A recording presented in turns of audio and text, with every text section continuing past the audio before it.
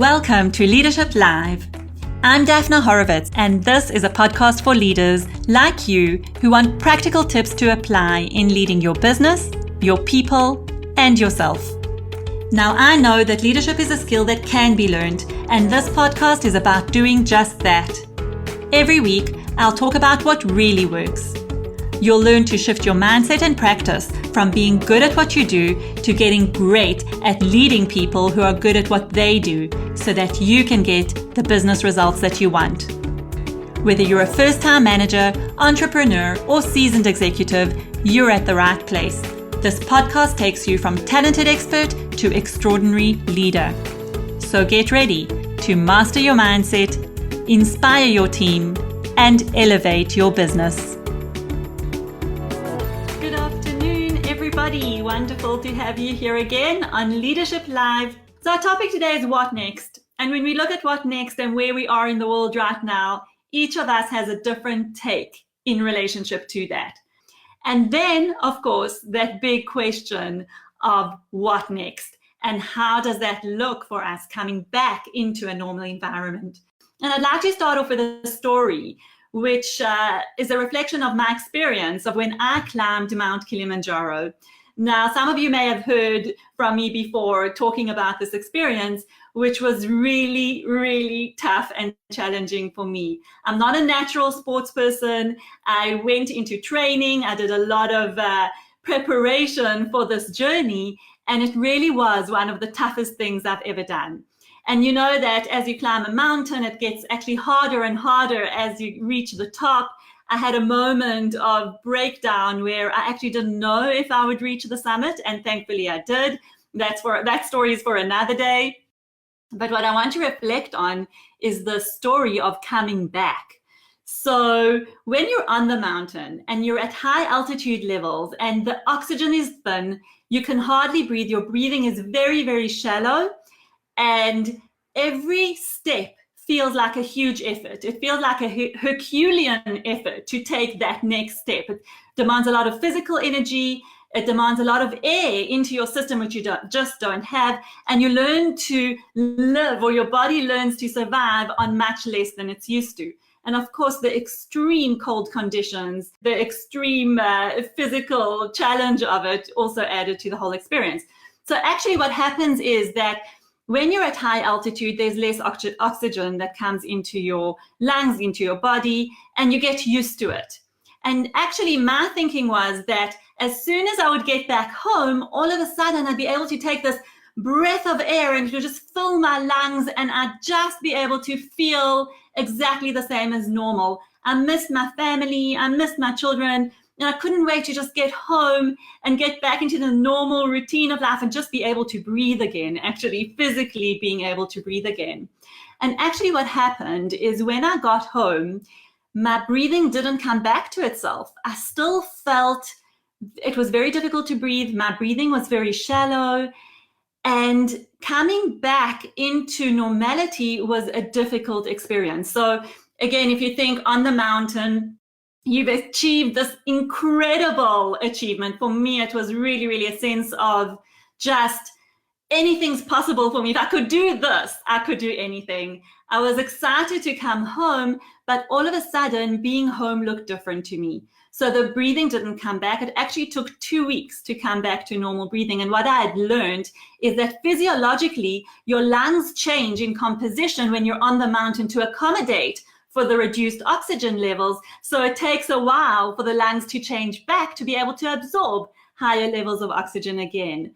So that was the one aspect. And the other aspect was the absolute quiet and silence of the mountain was something that I'd never experienced before. And it was so amazing, so filling that when I came back into my regular life and my home, everything seemed so fast, so noisy, and it was almost too much for my system to bear. Now, for people who know me, I'm a very fast-paced person. So to come into my regular environment would be the natural thing, and yet I did find it very hard. As I said, it took me about 2 weeks to get back to normal. And I remember the first time that I got into my car and I had to get my bearings and kind of understand how fast do I want to drive in this environment? And again, for people who know me, they know that I'm a little bit of a fast driver. Try not to exceed the speed limit, but I do enjoy those highways and the opportunity to kind of put the pedal down and just go for it. And there was an adjustment. And really the analogy that I'm drawing here is that as we come back to whatever our new normal is going to look like in our regular life, we are going to have a period of adjustment. So some people are able to come back and really feel energized and excited about the new life that's taking shape, being able to go back to work, having a sense of routine and structure.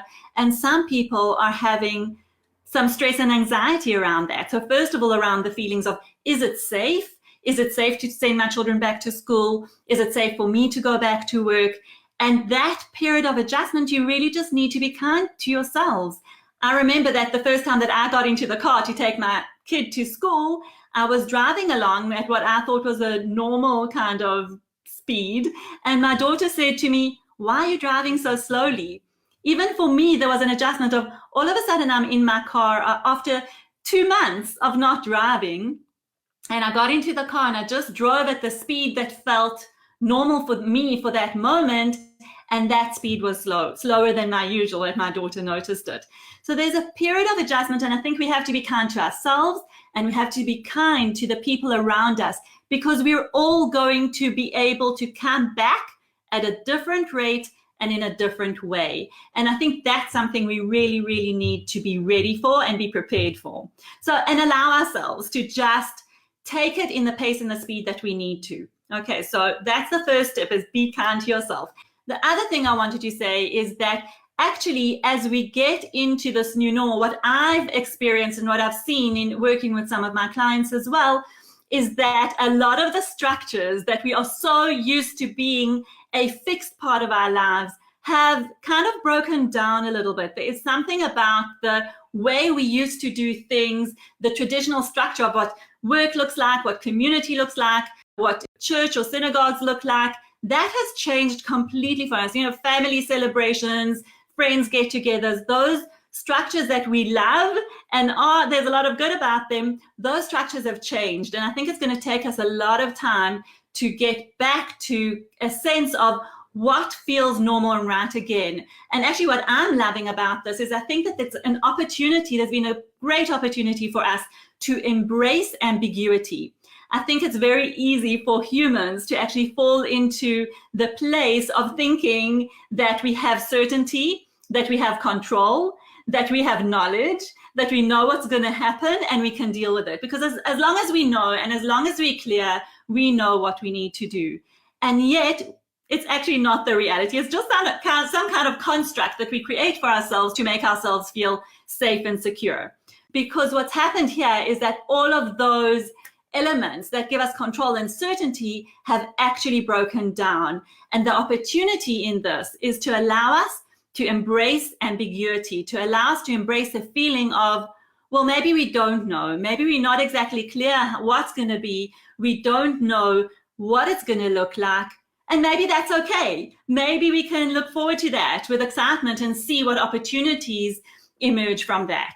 So somehow embrace the nuances and the shades of gray that are coming up, because I think at this time more than ever, nothing is clear, whether it's black and white, good or bad, right or wrong, you know, this way or that way. Even around the whole coronavirus situation, every day there are articles that are telling us a whole lot of conflicting information about what exactly is it, how dangerous is it, how different is it to what we've already known and experienced. So let's embrace that. Let's embrace the ambiguity and say, okay, so what happens if we don't know? And then how do we design our new normal, given the fact that we don't have all the facts? Interesting, right? So what I'm going to do now is I'm going to actually give you an exercise to do, because I think that in that question of what is the new normal, how do I define it, describe it for myself, and how do I handle it, I think every person has to do their own reflection and their own thinking about that. So I'm going to give you an exercise to help you think through that. And actually it came from a workshop that I did this week with an organization or a business that went through a tough time, like all of us in this corona period. And they came together to really brainstorm about how can they, in this period, really go into a phase of business growth. How can they generate growth and business for their organization on the back of this crisis? And it was a phenomenal experience because the number of ideas that came out of this workshop was immense. I had 2 pages. We did this virtually over Zoom, of course. You had 2 pages of ideas that we're just writing down. And people came out of that workshop so energized and ready to try something new and to build the business and continue on business growth. So what is the exercise? I'm basically going to take you through very similarly what I did with them. And the first thing we looked at is a little bit of reflection on the period that's just been. So looking back and saying, what was a challenge for us in that time? And what was a benefit, something good, something that we appreciated about that time. So if you can write down for yourselves, take out a piece of paper, what are some of the challenges that you guys experienced over this period and over this crisis? And I'm well aware that they're still continuing, but that's okay. So if you had to choose one challenge, what would that challenge be? The second question is, what is a benefit that's come out of this period? What is something good that's come out? What is something that you enjoyed or an opportunity that you were able to identify from this period that we've just passed? So now the second part of this exercise is to say, okay, we've got a challenge and we've got a benefit, or we've got an opportunity. From the challenge point of view, let's develop that and say, okay, what have we learned? What have we learned about ourselves, about our business, about our world, about our way of being from this particular challenge that we experience? In fact, if you've got more than one challenge, of course, you can do it for each of those challenges. And then in terms of the benefit or the opportunity, the question is, how do we want to build on this opportunity? How do we want to build on this benefit that we really want to take with us into the new future and the new normal that we're creating? So write those things down for you. I really want you to think about this question. So we've thought a little bit about the challenges, the opportunities, what we can learn and how we can build on that. And the key thing in terms of starting to think of the life that you want to create for yourself in terms of the new normal. Remember, we don't know what it's going to look like. Embrace ambiguity. You can be uncertain about what's going to be, and that's all okay. Full permission to do this in the unknown world that we're in at the moment, uncertain world that we're in. But take this exercise of stop, start, and continue. So if you have to think about what do you want to take with you into the new world, into the new normal that you're creating for yourself. Think about what is it that you'd want to stop doing, that you don't want to bring back with you into the new normal? What is it that you'd like to start doing, something new, perhaps from that opportunity or benefit that you want to really bring into your new normal? And what is something that was so wonderful before and you actually want that to continue? You definitely wanted that to come into your new normal with you.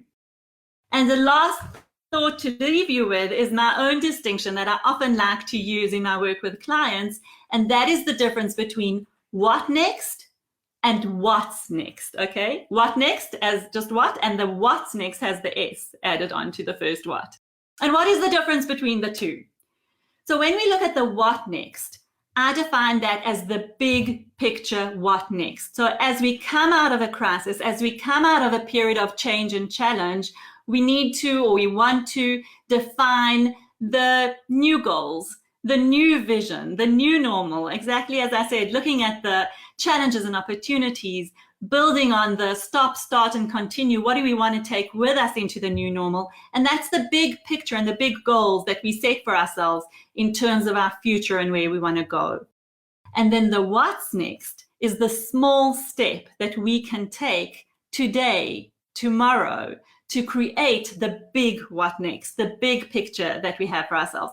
So now I think we are sitting a little bit with, or maybe a lot, with uncertainty around the big what next. Maybe we don't know exactly what it looks like. So here it could be very useful to just look at what's next.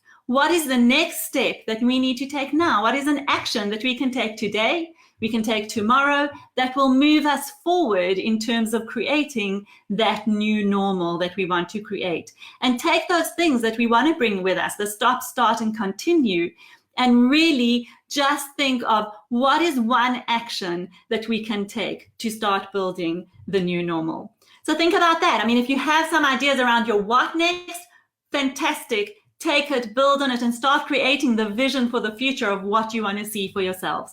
And together with that, don't forget the what's next, those action steps that you can take in terms of moving forward and making sure that every day you're moving one step forward towards the life that you want to achieve, the business that you want to grow, the family that you, or community that you want to create, and really, just keep moving forward. I think that's really the key here. So this is my message to you for today. A message, I hope, of hope and encouragement. We are all moving towards something. Let's make it something intentional, something that we want. Let's take our small steps towards our big picture of the new normal that we're creating. Next week is going to be a bit of a surprise topic. What do we invest in during a crisis? Where do we invest our energy, time, resources in times of crisis? What do we do? Okay, so that's next week's topic. Thank you so much for joining me today. As always, wonderful to have you here. I thank you for your support and have a beautiful day further. And this wraps up another episode of Leadership Live. Thank you for joining us today. You can head on to my website at daphnahorovitz.com, where you can download many resources, including a chapter of my book that will show you how to get through tough times and define a big vision for your leadership and your business. If you enjoyed this episode, be sure to subscribe, and I'd be even more grateful if you'd share it with a friend, leave a review, and a 5-star rating so that I can continue to reach and support leaders just like you. Tune in next week to Leadership Live, where talented people become extraordinary leaders.